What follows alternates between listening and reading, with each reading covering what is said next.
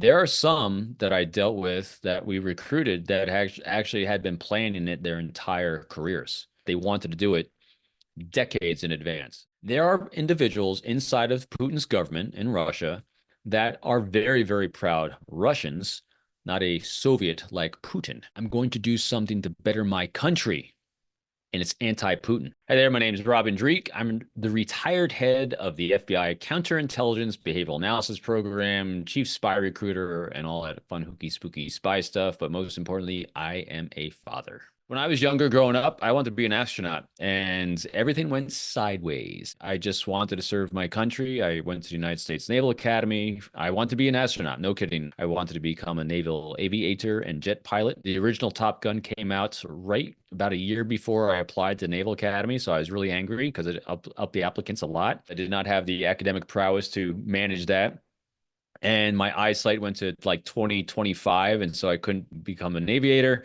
So I went Marine Corps. So I served in the Marine Corps as a Marine Corps officer. I served in Paris Island, South Carolina, Shreveport, North Carolina. We had a recruiter that came down as I was a captain in the Marine Corps, contemplating getting out. And we had a recruiter from the FBI came down to Paris Island, where I was at in South Carolina, and said, "We think former Marine Corps officers make great FBI agents."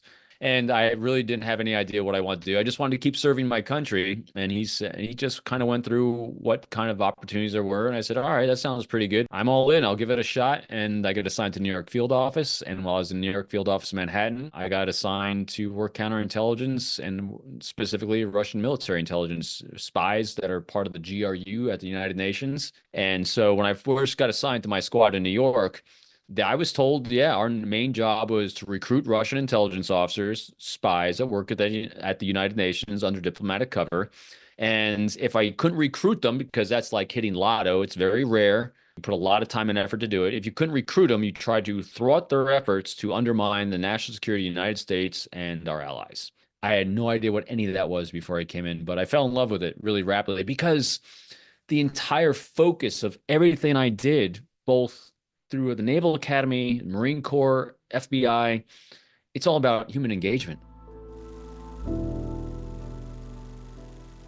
Just like with every human being you communicate with, if you are focused outwardly on them, the number one thing you do with everyone, whether it's recruiting a spy or selling a product or service or anything, finding out with active curiosity what's the other person's challenges or their pain points, what are their priorities, what's their friction points in their lives. And you do that by focusing on them. And when you start discovering what these things are, you then start offering resources for them to overcome those problems, challenges, pain points in their lives. Now, when you can couple those things with inspiring them to trust you with the behaviors of trust that I call that are open, honest communication, transparency, and an element of vulnerability, we're hyper focused on what can we do to be a resource for someone else's well-being. Because at our genetic and biological level, we are very, very predictable. We all seek, safety, security, and prosperity for ourselves and those we care about in our lives. If you can figure out what the other person thinks that is from their perspective, which is called deep empathy, you now can predict what they're going to do. And if you offer yourself a resource for them solving those things in terms of their prosperity, safety, and security, you're going to have a relationship. What are you going to do to inspire them to feel safe with you? That's it. That's how you recruit a spy. You figure out that. There are some that I dealt with that we recruited that actually had been planning it their entire careers.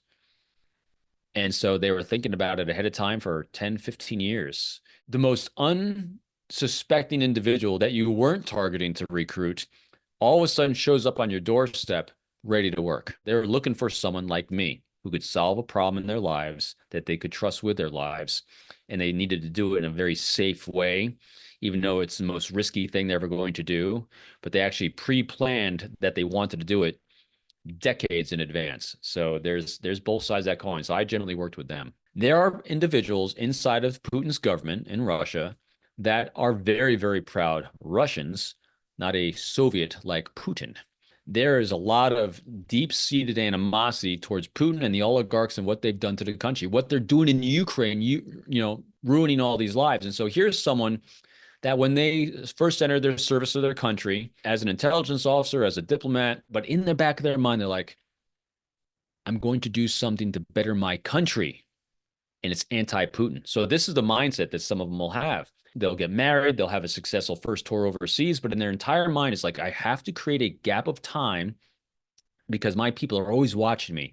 So I have to make part of my normal routine a gap of time so that years from now, if I ever am successful enough to volunteer to the United States or any of the other NATO allies, this behavior will not look different to my own people. And so they will plan how to do what they're going to do in plain sight of their own people for a very long time. And those are the type of operations I've been part of. When you work in the world of counterintelligence, people are thinking you're always going for protecting military industrial complex secrets, trying to protect, the blueprints of the F-35 Lightning jet fighter or something like that. No, it's economic more than anything else. For example, some things that the Chinese love doing is they will send their spies or operatives to places like farms. We literally had cases where we had Chinese operatives in farm country in Iowa pulling seeds out of the ground because our genetics that we use for our seeds is premier in the world. Our science ability as a species and especially as a country has genetically engineered food so that there is no famine. Think about this. A couple hundred years ago, people died from famine. Now, people will die of hunger because of food stress, but people are no longer wiped out by famines. Why? Because we genetically engineer things. So that is actually huge technological advantage. That's a huge economic advantage. And that's just in a seed. But there's all other areas that countries and nation states are interested in to save themselves billions of dollars of research. If I can steal it by recruiting one person, I give $500 to fly across the country. I'll buy him a nice dinner and a buffet at a Chinese meal or something, and I now get that one seed, and I've saved my country billions of dollars of research.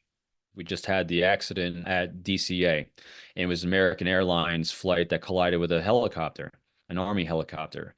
And one of the things that, again, the investigation is still ongoing, what they said the helicopter was doing is they're actually doing training for what's called continuity of government. So if a bad thing ever happened in Washington, D.C., or a nuclear device went off anywhere, or we're under attack from anyone or anything, continuity of government, maintaining the structure and organization of our government is a big, big national security threat. And what foreign actors will also do is they'll want to know the United States plans for how they conduct continuity of government. And so foreign actors will try to figure out what our continuity of government is so they can undermine it if they ever need to in a state of war. Innocuous things, helicopter routes, times of day, locations. Another thing that foreign actors will sometimes do if the United States, that they're worried that the United States is going to be gearing up for a conflict somewhere in the world, they'll look at MRE production, meal ready to eat. They'll look at, is there meal ready to eat production going up from some producer somewhere in the country, and where those shipments going to?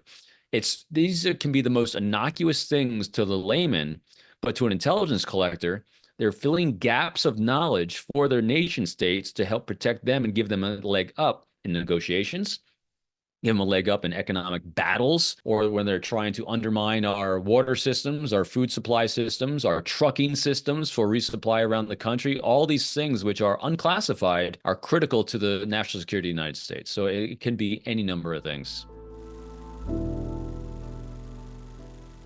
I've worked with some amazing investigators that were very good on just the details and facts and data, ma'am, but their ability to develop confidential human sources and develop relationships, it wasn't as strong.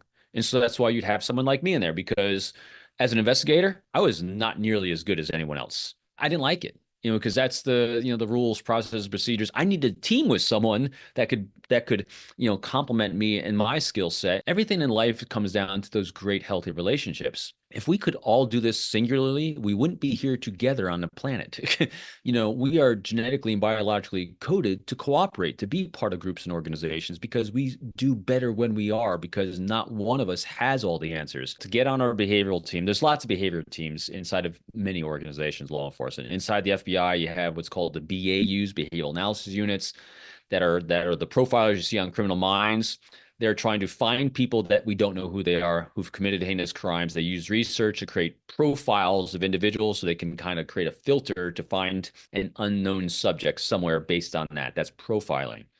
My team was kind of on the opposite side. We always knew who we were going to be talking to or having an interaction with. So we're strategizing human engagements. In order to do that, we did a lot of yearly training. We had onboard psychologists that were contracted with us that would also give us training on different aspects of human nature. And in general, we dealt with people that fell within the normal parameters of human behavior. Sometimes when you're dealing with espionage, you'll get more on the edges of psychopathy, but generally how you interact with human beings in a healthy way. So that's what we did for our annual training. But that's academic.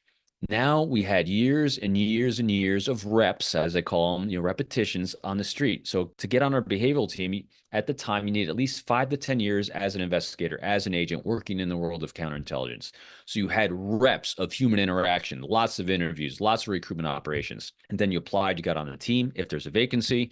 And then when we did a behavioral assessment, what it came down to is we'd have a case agent somewhere in the country and sometimes somewhere in the world that had an operation they needed help with.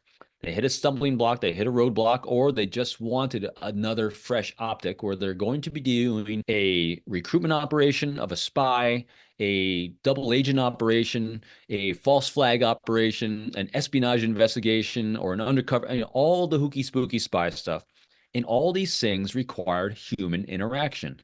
And so what my team would do is we'd come in, we'd listen to the case agent, talk about the individual they need to interact with. That's how we did it. And so every case, and because every human being is completely different, all of us brought all our different experiences, backgrounds, training to bear for one human being to try to have the best human interactions they could with both the person they're trying to interact with for the case and every single other human being in that spoken wheel that's bringing together information for that complex engagement. It's good to not live with the regrets, but live with moments that you could pass on. Mine was at an early age, especially my 20s, I was so focused on how to make myself look good. What do I do to be more interesting? My success, my me. If I had shifted that focus in my 20s from instead of what do I do to make myself look good, if I had shifted to what can I do to make the people's lives around me a little bit easier? What can I do to make my boss's job better? What can I do to be a better squad mate to my squad members? What can I do to be of service to others around me and their success? That would have made a big difference. Because when you're focused on what you're trying to achieve, you're going to have a life of success, failure, because you're focused on me. If you focus on what are you going to do to be a resource for other people's success and then be proactive and be in that resource, who doesn't want that on their team? Everyone wants you. And then you can maneuver in any direction.